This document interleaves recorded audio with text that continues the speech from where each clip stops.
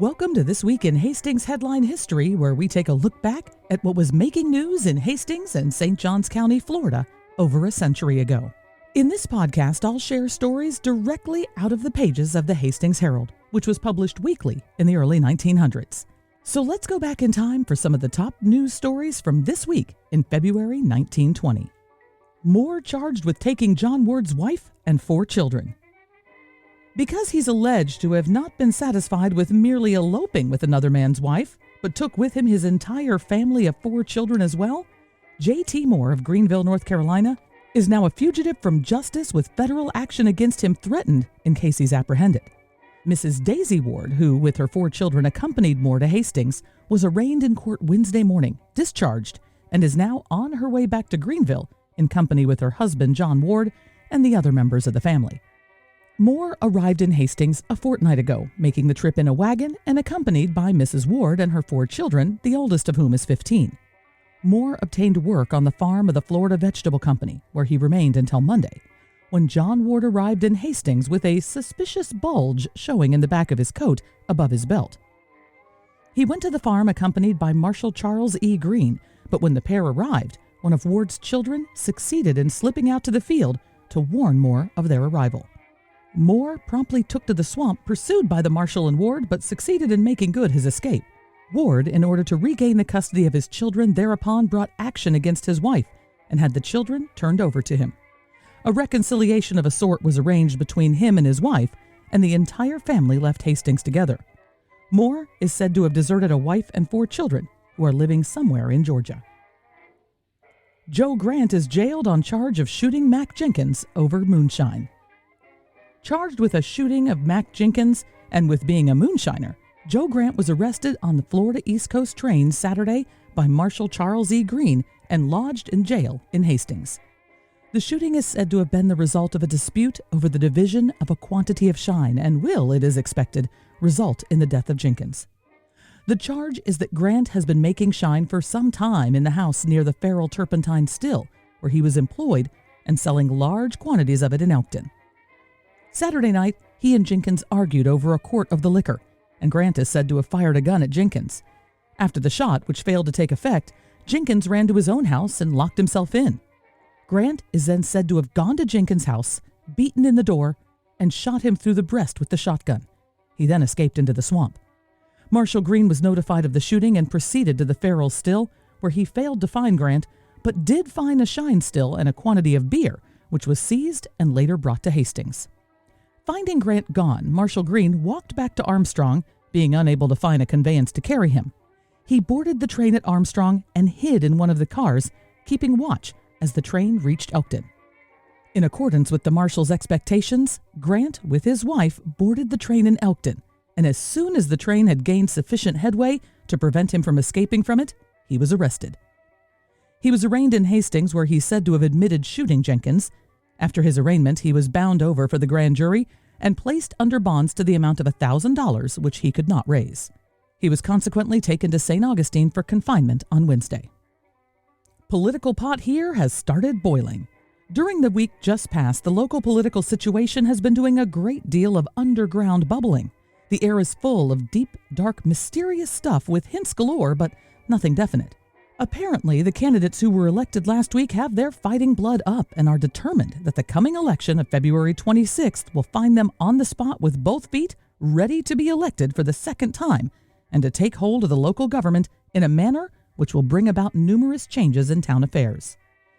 Considerable regret has been expressed in local circles because of the failure of the recent election, and it has been generally felt that the ticket elected was excellent, comprised of men well qualified to give the town the sort of business government it needs to get out of the doldrums into which it has fallen. A great deal of criticism has been expressed regarding the action taken in declaring the election void, it being felt in some circles that the entire election was legal and that no official had the authority to declare it otherwise. Potato prices in North jumping over the moon of late. For the week or two just past, potato prices in the North, according to available figures, seem to have been emulating that famous character in Mother Goose, the cow that jumped over the moon. While reading the figures, we in Hastings and vicinity fairly feel our mouth is watering and our pockets bulging in prospect. With potatoes selling at from $4.60 to $5 a hundred-pounds in New York markets, a man in this section can't help wondering whether he should buy 2 or 5 automobiles this spring, and whether his wife would be better satisfied with a pearl necklace or a summer home in the Adirondacks.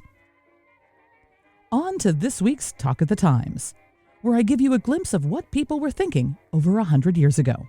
It's Valentine's Week, so how did people celebrate it back in the 1920s? Well, one article in the San Diego Evening Tribune from 1923 has this year's recommendations of how to decorate and entertain your guests at your Valentine's party. It reads, "For those of you who are having parties, the first things to be taken into consideration are the decorations. And this year you'll find some of them are a little out of the ordinary and even more daring.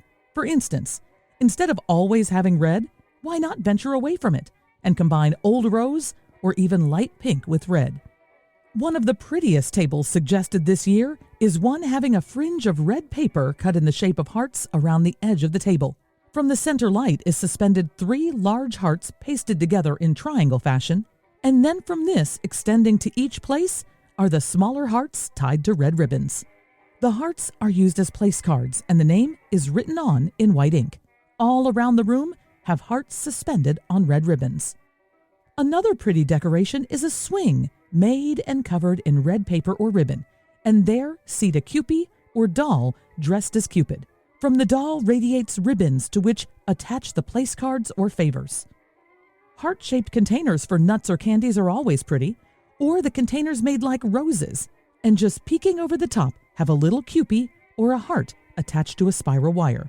Many have valentines at each place, and if you are clever, you can make your own, writing a verse that suits the person. If you do not have valentines for place cards, then be sure to have a Valentine post office. For this is good fun and always affords a chance for the enamored swain to make a favorable impression upon the lady he loves. The hostess may supply the valentines or ask the guest to bring several to be distributed later. We all have played the game of peanut stab. Well, why not have a heart stab? The players sit around a table in the center of which is a heap of tiny paper or cardboard hearts. The player receives a hat pin and jabs into the pile of hearts, each one taking his turn separately. All the shapes taken upon the pin belong to him. A score is kept, the jabbing continuing until all the hearts are taken. Place 2 red paper hearts which have been cut into several irregular pieces into an envelope and distribute to each gentleman guest, who selects a woman for a partner. And at a signal, they begin putting the pieces together to form the heart. The first couple getting the pieces together in perfect order, forming 2 hearts, wins the contest, and each receives a prize. And we have heard of 2 hearts that beat as one, and this can be put into a game. Fasten a large white handkerchief on the wall or door. Paste or sew a small red paper heart in the center of it. Let each person in turn be blindfolded and try to pin a heart of the corresponding size over the heart on the handkerchief. The one accomplishing the feat, or coming the nearest to it, receives a valentine or something appropriate. I hope you enjoyed this week's edition of Hastings Headline History. This podcast was brought to you by Presenting the Past, bringing history back to the present through historic presentations and the sale of treasures from days gone by. This episode was written and produced by me, Michelle Murillo, with the aid of vintage copies of the Hastings Herald. Now it's time for this week's musical memory, where we listen back to a song that everyone was listening to 100 years ago. It's February, the month of lovers, so love is in the air. On this Valentine's Day week, we have a song that's been used for the past 100 years on the radio and big screen to be a message of love. It was composed by Isham Jones with the lyrics written by Gus Kahn. First published in 1924, it went to the top of the charts and stayed at number 1 for quite a while, and it's never really gone out of style. Name a decade, and there is a movie or TV show that features this song. Casablanca, Gilligan's Island, Annie Hall, When Harry Met Sally, even Looney Tunes, all the way up to 2021 when it was performed in the first episode of the British TV series, The Cleaner. It's a great love song that's withstood the test of time, so let's enjoy its beginning. The very first vocal recording of It Had to Be You, recorded by Marion Harris in 1924.